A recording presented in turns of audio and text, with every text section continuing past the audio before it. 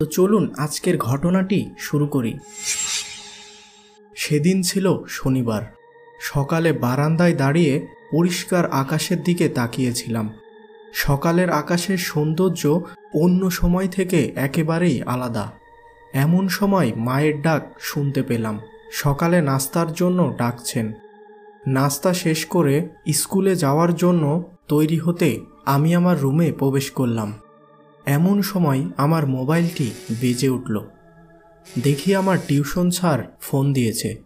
তিনি জানালেন যে আগামীকালের পড়াটা তিনি আজকে বিকালে পড়িয়ে দেবেন, অর্থাৎ আজকে বিকালে আমাকে একসাথে 2 দিনের টিউশন করা লাগবে। মাকে এই ব্যাপারে জানিয়ে দিলাম, যাতে করে বিকালে আসতে দেরি হলে তিনি যেন আমার ব্যাপারে চিন্তা না করে।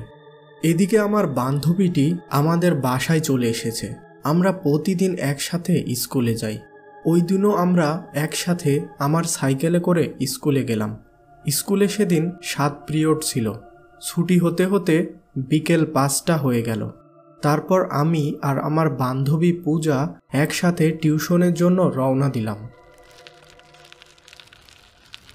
আকাশে তখন ছোট ছোট মেঘ ভেসে বেড়াচ্ছে, তবে সে মেঘ দেখে মনে হয় না বৃষ্টি নামবে।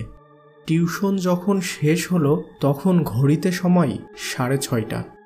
স্যার আরও কিছু সময় পড়াতেন, কিন্তু মেঘের অবস্থা একেবারেই ভালো না।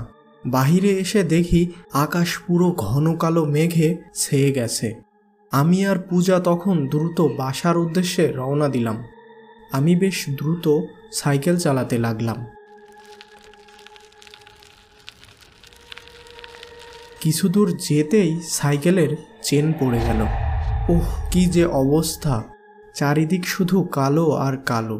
এদিকে পূজা অনেক চেষ্টা করছে সাইকেলের চেন তোলার, কিন্তু কোনোভাবেই সম্ভব হচ্ছিল না।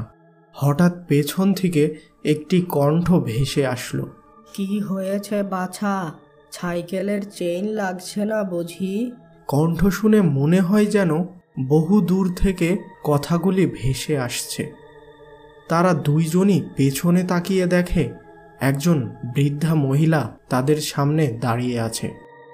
বৃদ্ধাটি সাদা কাপড় পরিহিত এবং মাথা ভর্তি সাদা চুল।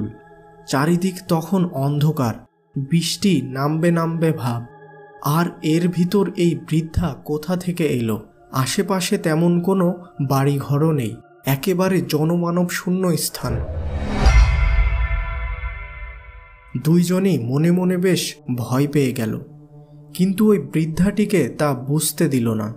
তারা তখন বৃদ্ধার কথায় কোনো প্রকার জবাব না দিয়ে সাইকেলের চেন তোলায় ব্যস্ত হয়ে পড়ল। কিন্তু কিছু সময় চেষ্টা করার পরও তারা কোনোভাবেই সাইকেলের চেন তুলতে পারল না। এদিকে আকাশে 2-3 বার বজ্র গর্জিয়ে উঠেছে, আর সেই বৃদ্ধটি এক দৃষ্টিতে কিছুটা দূর থেকে তাদের দিকে তাকিয়ে আছে। অনেক চেষ্টা করার পরও তারা যখন সাইকেলের চেন তুলতে পারল না, তখন তারা সাইকেল নিয়ে দ্রুত হাঁটা শুরু করে বাসার উদ্দেশ্যে। তারা খেয়াল করে বৃদ্ধাটি একই দূরত্বে তাদের পিছু পিছু হেঁটে চলে আসছে। দুইজনই অবাক হয়ে যায়, কিভাবে ওই বৃদ্ধাটির পক্ষে তাদের সাথে সমানে হেঁটে আসা সম্ভব। এদিকে আমি এবং আমার বান্ধবী যত দ্রুত সম্ভব হেঁটে চলেছি। হঠাৎ বৃদ্ধাটি আমার বান্ধবীকে উদ্দেশ্য করে বলে, তুমি ওর সাইকেল ধরে কেন হাঁটছো? এদিকে এসো। তখন আমার মনে খটকা লাগলো। আমার বাবার একটি কথা মনে পড়ল।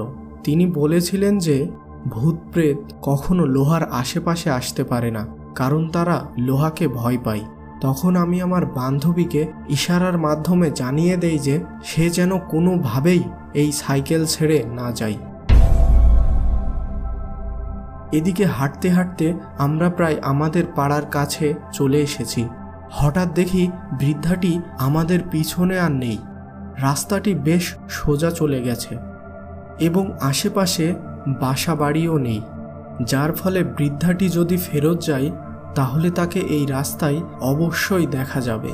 কিন্তু হাই, বৃদ্ধার কোনো চিহ্নই নেই, একেবারে যেন সে ভ্যানিশ হয়ে গেছে।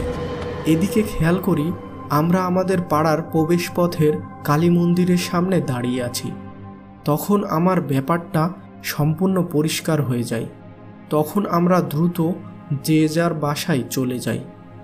বাসায় পৌঁছে একটু দম নিয়ে আমার মা এবং বাবাকে সমস্ত ঘটনা খুলে বললাম। তখন আমার বাবা বলল, যাক, আজ ওই সাইকেলটি ছিল বলে তোরা বেঁচে ফিরলি। শুনেছি ওই রাস্তাটি ভালো না, বিভিন্ন প্রকার খারাপ আত্মারা ওই রাস্তা দিয়ে চলাচল করে। আর আজ তো শনিবার, তাতে আবার অমাবস্যা। বন্ধুরা, আজকের পর্বটি কেমন লেগেছে তা অবশ্যই নিচের কমেন্টে জানাবেন এবং ভালো লাগলে ভিডিওটিতে একটি লাইক দিবেন।